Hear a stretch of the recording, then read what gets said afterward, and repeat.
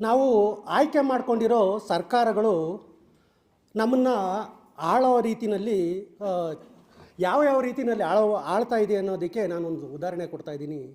ಅವರು ನಾವು ಆಯ್ಕೆ ಮಾಡ್ಕೊಂಡಿರೋ ಸರ್ಕಾರಗಳು ಪ್ರಜೆಗಳನ್ನು ಮೋಸ ಮಾಡಲು ಸರ್ಕಾರಿ ಕಚೇರಿ ಅಂದರೆ ಸರ್ಕಾರಿ ಕಾರ್ಖಾನೆಗಳ ಬದಲು ಖಾಸಗಿ ಕಾರ್ಖಾನೆಗಳನ್ನು ತಂದಿರ್ತಾರೆ, ಸರ್ಕಾರಿ ಶಾಲೆಗಳ ಬದಲು ಖಾಸಗಿ ಶಾಲೆಗಳನ್ನು ತಂದಿರ್ತಾರೆ, ಹಾಗೂ ಸರ್ಕಾರಿ ಆಸ್ಪತ್ರೆಗಳ ಬದಲು ಖಾಸಗಿ ಆಸ್ಪತ್ರೆಗಳು. ಇದನ್ನೆಲ್ಲ ನಡೆಸೋರು ಸರ್ಕಾರದಲ್ಲಿರುವ ಮಂತ್ರಿಗಳು, ಅವರ ರಿಲೇಟಿವ್ ಅವರು.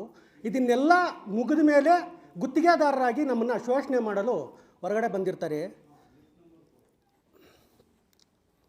ಆ ಎಲ್ಲ ಭ್ರಷ್ಟ ಆಫೀಸರ್ಗಳಾಗ್ಬೋದು, ಇಲ್ಲ ಗುತ್ತಿಗೆದಾರರಾಗ್ಬೋದು, ನಮ್ಮನ್ನು ಯಾವ್ಯಾವ ರೀತಿ ಶೋಷಣೆ ಮಾಡ್ತಾ ಇದ್ದಾರೆ ಅಂದರೆ, ಪ್ರತಿ ತಿಂಗಳು ಅವರೇನು ನಿಗದಿ ಮಾಡಿರ್ತಾರೆ, ಆ ನಿಗದಿ ಮಾಡಿರೋ ಸಮಯಕ್ಕೆ ದಿನಕ್ಕೆ ನಮಗೆ ಸಂಬಳ ನೀಡೋಲ್ಲ.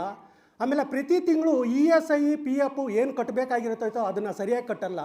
ESI ಕಟ್ಟದೇ ಇರೋದ್ರಿಂದ ಸುಮಾರು ಜನಕ್ಕೆ ಆ ಸೌಲಭ್ಯಗಳು ಸಿಗ್ತಾಯಿಲ್ಲ. ಯಾಕಂದರೆ ESI ಕಟ್ಟಿದ್ದೀವಿ ಅಂತ ಸುಳ್ಳು ಹೇಳ್ಕೊಂಡು ಹೋಗ್ತಾಯಿದ್ದಾರೆ, ಆ ಸೌಲಭ್ಯಗಳು ಯಾರಿಗೂ ಸಿಗ್ತಾಯಿಲ್ಲ. ಆದ್ದರಿಂದ ಹಲವಾರು ಜನ ಮರಣ ಹೊಂದಿರ್ತಾರೆ, ಕೆಲವರು ದುರ್ಬಲರು ಆಗಿರ್ತಾರೆ, ಶಾಶ್ವತ ಅಂಗವಿಕಲರು ಆಗ್ತಾ ಇದ್ದಾರೆ. ಆಮೇಲೆ ಮಕ್ಕಳಿಗೆ ವಿದ್ಯಾಭ್ಯಾಸನೂ ಕೊಡೋಕ್ಕಾಗ್ತಾ ಇಲ್ಲ ಇದರಿಂದ. ಅದರ ಜೊತೆಗೆ PF ಹಣ, ನಾವೇನು ಕಷ್ಟ ಬಿದ್ದು ನಾವು ನಿವೃತ್ತಿ ಹೊಂದಿದ ಮೇಲೆ ಆ PF ಹಣ ನಮ್ಮ ಮಕ್ಕಳಿಗೆ ಇಲ್ಲ, ನಮ್ಮ ನಿವೃತ್ತಿ ಹೊಂದಿದ ಮೇಲೆ ನಾವೇನು ವಯಸ್ಸಾದ ಮೇಲೆ ಅದನ್ನು ನಾವು ಬಳಸ್ಕೊಳ್ಳೋಣ ಅಂದರೆ ಅದು ನಮಗೆ ಸರಿಯಾದ ಸಮಯಕ್ಕೆ, ಯಾಕಂದರೆ ನಮ್ಮದು ದಾಖಲಾತಿಗಳು ನಾವೇನು ನೀಡಿರ್ತೀವೋ ಆ ಗುತ್ತಿಗೆದಾರರು ಸರಿಯಾಗಿ PF ಆಫೀಸ್ಗೆ ಕೊಟ್ಟಿರೋದಿಲ್ಲ. ನಾನೇ ಆ ಫಲಾನುಭವಿ ಅಂತ ಹೇಳ್ಕೊಳ್ಳೋಕ್ಕೆ ಯಾವುದೋ ಸೂಕ್ತ ದಾಖಲಾತಿಗಳು ನಾವು ತೊಗೊಂಡು ಹೋದರೆ ನೀನೇ ನಾವು ಅಂತ ನಾವು ಹರಸಾಹಸ ಪಡಬೇಕಾಗತ್ತೆ, ನಮ್ಮನ್ನು ಅವ್ರ ಹತ್ರ ತಿಳಿಸ್ಕೊಬೇಕಂದ್ರೆ. ಅದರ ಜೊತೆಗೆ ನಾವು ಒಂದು ವೇಳೆ ಆ ಕಾರ್ಮಿಕ ಮರಣ ಹೊಂದರೆ ನಮ್ಮ ಕುಟುಂಬದವರು ಅವರೇ ನಮ್ಮವರು ಅನ್ನೋದಕ್ಕೆ ದೇವ್ರನ್ನೇ ಕರೆಸಬೇಕು, ಇವರೇ ಅವರು ಅಂತ ಹೇಳೋಕ್ಕೆ ಆ ಥರ ಪರಿಸ್ಥಿತಿಗಳು ನಿರ್ಮಾಣ ಮಾಡ್ತಾಯಿದ್ದಾರೆ.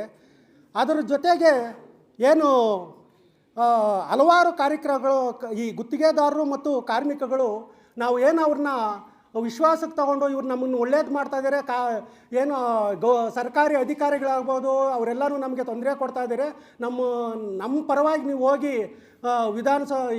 ರಾಜ್ಯದಲ್ಲಾಗ್ಬೋದು ಕೇಂದ್ರದಲ್ಲಾಗ್ಬೋದು ನಮ್ಮನ್ನು ಪ್ರತಿನಿಧಿಸಿ ನಮಗೆ ಒಳ್ಳೇದು ಮಾಡಿರಿ ಅಂದರೆ ಇವರು ಅವ್ರ ಜೊತೆ ಸೇರಿಕೊಂಡು ಇದೇನು ಆಫೀಸರ್ಗಳ ಜೊತೆ ಸೇರಿಕೊಂಡು ನಮಗೆ ದಬ್ಬಾಳಿಕೆ ಮಾಡೋದು ಶುರು ಮಾಡ್ಕೊತಾ ಇದ್ದಾರೆ. ಯಾಕಂದರೆ ನಮಗೆ ಏನು ಗುತ್ತಿಗೆ ಕಾರ್ಮಿಕರಿಗೆ ಏನು ಅವರು ಕಾಯಂ ಆಗದೇ ಇರೋ ಥರ ಹೊಸ ಕಾಯ್ದೆಗಳನ್ನ ಕಾನೂನುಗಳನ್ನ ತೊಗೊಂಬರ್ತಾಯಿದ್ದಾರೆ. ಏನು ಮುಂದಿನ ದಿನಗಳಲ್ಲಿ 4 ಕಾರ್ಮಿಕ ಸಂಹಿತೆಗಳನ್ನ ತರ್ತಾ ಇದ್ದಾರೆ, ಅದು ಕಾರ್ಮಿಕರ ವಿರುದ್ಧವಾಗಿರ್ತವೆ. ಹಾಗೂ ಈ 4 ವರ್ಷದ ಏನು ಟೆನ್ಯೂರ್ ಬೇಸಿಸು 4 ವರ್ಷದ ಕಾರ್ಮಿಕ ನೀತಿ ಏನು ತಂದಿದ್ದಾರೆ, ಇವರು ಮಾತ್ರ ನಾವು ಎಲೆಕ್ಷನ್ಗೆ ಅವ್ರನ್ನ ಆಯ್ಕೆ ಮಾಡಿಕೊಂಡ್ರೆ ಅವರು ಮಾತ್ರ 5 ವರ್ಷ ಅಧಿಕಾರದಲ್ಲಿರಬೇಕು. 5 ವರ್ಷ ಆದಮೇಲೆ ಅವರಿಗೆ ಏನೇನು ಸೌಲಭ್ಯಗಳು ಸರ್ಕಾರದಿಂದ ಸಿಗುತ್ತವೆ, ಪೆನ್ಷನ್ ಆಗ್ಬೋದು, ಈ ಥರ ಸೌಲಭ್ಯಗಳು ಅವ್ರಿಗೆ ಸಿಗಬೇಕು. ಆದರೆ ನಮ್ಮ ಹುಡುಗರು ITI ಡಿಪ್ಲೊಮೊ ಇಂಜಿನಿಯರಿಂಗ್ ಮಾಡಿಕೊಂಡು ಈ ಏನು 4 ಟೆನ್ಯೂರ್ ಬೇಸಿಸು ಆ ಥರ ಕಾರ್ಮಿಕರಾಗಿ ಹೋದರೆ ಅವ್ರಿಗೆ 4 ವರ್ಷಕ್ಕೆ ಮಟ್ಟಗೊಳಿಸ್ತಾರೆ. ಯಾಕಂದರೆ ಈ ಗ್ರ್ಯಾಜುಯಿಟಿ ಆಗ್ಬೋದು, ಇನ್ನಿತರ ಯಾವುದಾವ ಸೌಲಭ್ಯಗಳು 5 ವರ್ಷಕ್ಕೆ ಮಟ್ಟಗೊಳಿಸಿರ್ತಾರೆ, ಅದು ಇವ್ರಿಗೆ ಸಿಗಬಾರ್ದು ಅಂತ. ಹಂಗೂ ತಪ್ಪಿ ಎರಡನೇ ಬಾರಿ 4 ವರ್ಷ ಮುಗಿಸಿ ಎರಡನೇ ಬಾರಿ 8 ವರ್ಷ ಮುಗಿಸಿ ಈಚೆಗೆ ಕಳಿಸ್ಬಿಡ್ತಾರೆ. 8 ವರ್ಷ ಆದಮೇಲೆ ಪ್ರತಿಯೊಬ್ಬರಿಗೂ ಯೌವನದ ಯುವಕರೇ ಬೇಕು ಕೆಲಸಗಳಿಗೆ. ವಯಸ್ಸಾದ್ಮೇಲೆ 30-40 ವರ್ಷ ಆದಮೇಲೆ ಎಲ್ಲಿಗೆ ಹೋಗಬೇಕು? ಅವ್ರ ಕುಟುಂಬ ನಿರ್ವಹಣೆ ಏನು, ಯಾವ ರೀತಿ ನಾವು ನಡೆಸಬೇಕು? ನಾವು ನಮ್ಮನ್ನು ಕಾಪಾಡ್ರಿ ಅಂತ ಇವ್ರನ್ನ ಕಳಿಸಿದ್ರೆ ಇವ್ರೂ ಸರ್ಕಾರಗಳು ಅವರು ಹೈಕಮಾಂಡು ಅದು ಇದು ಅಂತ ಹೇಳಿದ್ರೆ ಮತ್ತೆ ನಾವು ಯಾರು? ನಮ್ಮನ್ನು ಏನು ಮಾಡೋಕ್ಕೆ ಹೊರಟಿದ್ದಾರೆ ಇವರು? ನಮ್ಮ ಪರವಾಗಿ ನೀವು ಸರ್ಕಾರ ನಮಗೋಸ್ಕರ ಸರ್ಕಾರ ಮಾಡ್ತಾ ಇದ್ದಾರಾ, ಇಲ್ಲ ಅವರಿಗೆ ಯಾರು ಗುತ್ತಿಗೆದಾರರಿಗೋಸ್ಕರನ, ಇಲ್ಲ ಅವರಿಗೆ ಯಾರು ಚುನಾವಣೆಗೆ ದುಡ್ಡು ಕೊಟ್ಟಿರ್ತಾರೆ ಅವ್ರ ಪರವಾಗಿ ಸರ್ಕಾರಗಳು ನಡೆಸೋದು ನಮಗೂ ಅರ್ಥ ಆಗ್ತಾ ಇಲ್ಲ. ಅದರ ಜೊತೆಗೆ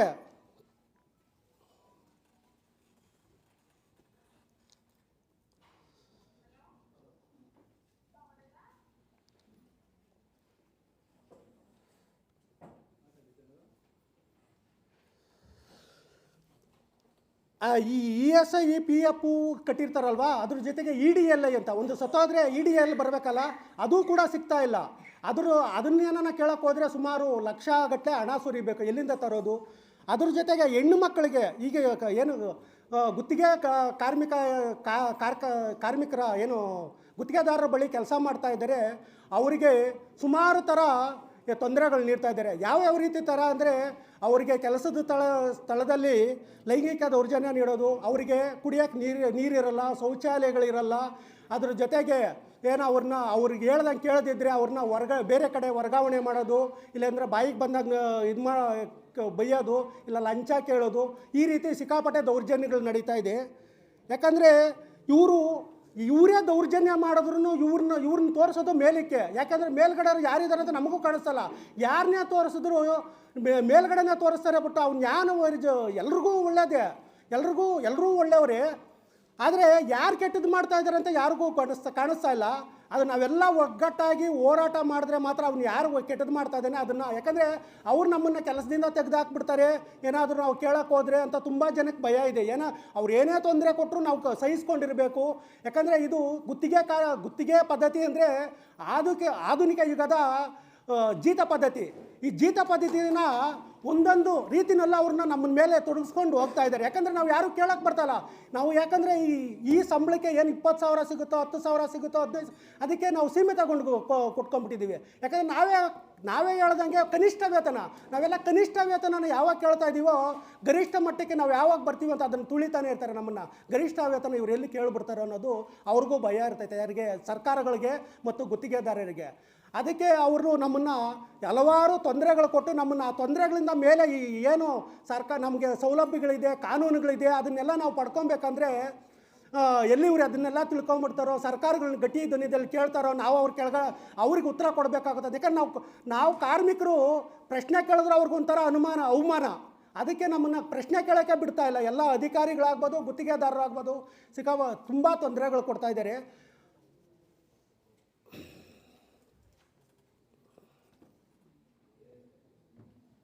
ಅದ್ರ ಜೊತೆಗೆ ಏನು ಗುತ್ತಿಗೆ ಕಾರ್ಮಿಕರಿಗೆ ಇವಾಗ ಅಧಿಕಾರಿಗಳಾಗ್ಬೋದು, ಯಾವುದೇ ಅಧಿಕಾರಿ ಆಗ್ಬೋದು, ಕಾಯಂ ನೌಕರ ಆಗ್ಬೋದು, ಒಂದೇ ಕಾರ್ಖಾನೆಯಲ್ಲಿ ಕೆಲಸ ಮಾಡ್ತಾ ಇರ್ತಾರೆ. ಆದರೆ ಅವ್ರು ಯಾರಿಗೂ ಇಲ್ಲದಿರೋ ಕಾನೂನುಗಳು, ಕಟ್ಲೆಗಳು ನಮಗೆ ಮಾತ್ರ ಇರಿಸ್ತಾರೆ. ಏನಂದರೆ 5 ನಿಮಿಷ ತಡವಾಗಿ ಬಂದರೆ ಅವ್ರನ್ನ ಗೌರವಿತವಾಗಿ ಸೆಲ್ಯೂಟ್ ಹೊಡೆದು ಒಳಗೆ ಕಳಿಸ್ತಾರೆ. ನಮ್ಮ ಗುತ್ತಿಗೆ ಕಾರ್ಮಿಕರು 5 ನಿಮಿಷ ಲೇಟಾಗಿ ಬಂದರೆ ಹೊರಗಡೆ ನಿಲ್ಲಿಸ್ತಾರೆ. ಅಟ್ಲೀಸ್ಟ್ ಒಂದು 10 ರಿಂದ 15 ನಿಮಿಷ 20 ನಿಮಿಷ ಕಾಯಿಸಿಬಿಟ್ಟು ಒಳಗಡೆ ಕಳಿಸ್ತಾರೆ. ಅದ್ರ ಜೊತೆಗೆ ಅವರು ಯಾವುದೇ ರೀತಿಯಲ್ಲಿ ಬಂದರೂ ಇವಾಗ ಸೇಫ್ಟಿ ಅಂದ್ಬಿಟ್ಟು ಅವರು ಶೂ ಹಾಕೊಂಡಿರೋ ಚಪ್ಪಲಿನಲ್ಲಿ ಬರಿಗಾಲಲ್ಲಿ ಬಂದ್ರೂ ಅವ್ರನ್ನ ಕಳಿಸ್ತಾರೆ. ನಮ್ಮನ್ನು ಗುತ್ತಿಗೆ ಕಾರ್ಮಿಕರನ್ನ ಆಚೆ ನಿಲ್ಲಿಸ್ತಾರೆ. ಯೂನಿಫಾರ್ಮ್ ಹಾಕಿಲ್ಲ ಅಂದರೆ ಆಚೆ ನಿಲ್ಲಿಸ್ತಾರೆ. ಪಾಸು ಎಲ್ಲಿ ಕಾರ್ಖಾನೆ ಹೆಸರಲ್ಲಿರೋ ಪಾಸ್ ಕೊಟ್ಟರೆ ನೀವು ಇದು ಕಾಯಂ ಮಾತಿ ಕೇಳ್ತೀರಿ ಅಂತ ನನಗೆ ಒಂದು ಅನ್ನಿಸ್ತಾ ಇರೋದು, ನೀವು ಕಾಯಂ ಆಗಿದ್ದೀರಿ, ನಮ್ಮನ್ನು ಯಾಕೆ ಕಾಯಂ ಆಗಬಾರ್ದು ಅಂತ ಕೇಳ್ತೀರಿ ಅಲ್ವಾ? ನೀವು ಅದೇನೋ ಹಳ್ಳಿ ಕಡೆ ಗಾದೆ ಹೇಳ್ತಾರೆ, ಕಂಡೋರ ಮಕ್ಕಳನ್ನ ಬಾವಿನಲ್ಲಿ ಇಳಿದ್ಬಿಟ್ಟು ಆಳ ಎಷ್ಟೈತೆ ಅಂತ ನೋಡಿ. ಗುತ್ತಿಗೆ ಕಾರ್ಮಿಕನ ಮಾತ್ರ ಆಳ ನೋಡ್ತಾ ಇದ್ದೀರಲ್ಲ.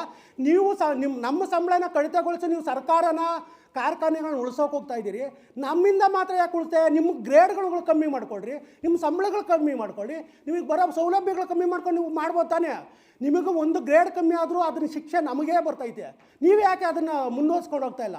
ನೀವು ಸರ್ಕಾರಕ್ಕೆ ಮುಂದಿನ ಪೀಳಿಗೆಗೆ ನಿಮ್ಮ ಮಕ್ಕಳಿಗಾಗ್ಬೋದು, ನೀವು ಏನು ಪದ್ಧತಿ ತರ್ತಾ ಇದ್ದೀರೋ, ನನ್ನ ಮಕ್ಕಳಿಗೆಲ್ಲ ನಿಮ್ಮ ಮಕ್ಕಳಿಗೂ ನಾಳೆ ಇದೇ ಪರಿಸ್ಥಿತಿ ಬರ್ಬೋದಲ್ವಾ? ಯಾಕೆ ಅದನ್ನು ಆ ರೀತಿನಲ್ಲಿ ನೋಡ್ತಾ ಇಲ್ಲ?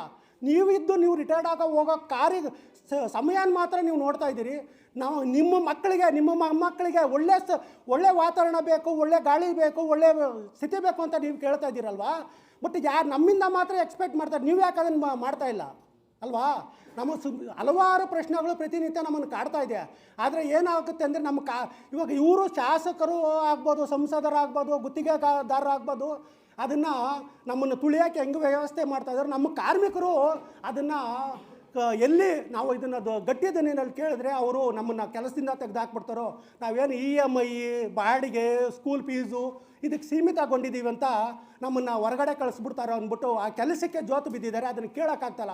ಇದನ್ನು ನಮ್ಮ ದೌರ್ಭಾಗ್ಯನ ಅವರು ಏನು ಬಂಡವಾಳವಾಗಿ ಇಟ್ಕೊಂಡು ನಮ್ಮನ್ನು ಎದುರಿಸ್ಕೊಂಡು ಕೆಲಸದಿಂದ ತೆಗೆದುಹಾಕೋದು, ನಿಲ್ಲಿಸೋದು, ಬೇಡ ಹಾಕ್ಕೊಂಡು ಒಬ್ಬನ್ನ ಕೆಲಸದಿಂದ ತೆಗೆದುಹಾಕಿದ್ರೆ ಅಟ್ಲೀಸ್ಟ್ 3 ತಿಂಗಳು 4 ತಿಂಗಳು ಅವನಿಗೆ ಕಷ್ಟ ಕೊಟ್ಬಿಟ್ಟು ಆಮೇಲೆ ಬೇಡಾಡಿ ಕೆಲಸಕ್ಕೆ ಒಳಗೆ ತಗೊತಾ ಇದ್ದಾರೆ.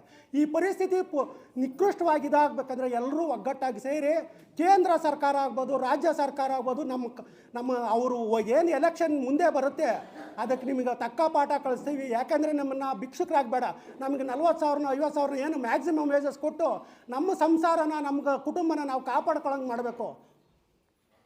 ಅದು ಬಿಟ್ಟರೆ ನಾವು ಅವ್ರನ್ನ ಬೇಡಾಡ್ಕೊಂಡು ಹೋಗ್ತಾಯಿದ್ರೆ ಇದಾಗ್ತೈತೆ. ಹಂಗಾಗಿ ಈ ಎರಡು ಮಾತು ಮಾತಾಡೋಕ್ಕೆ ಅವಕಾಶ ಕೊಟ್ಟ ಎಲ್ಲರಿಗೂ ಧನ್ಯವಾದಗಳನ್ನು ಹೇಳ್ತಾ ಇದ್ದೀನಿ.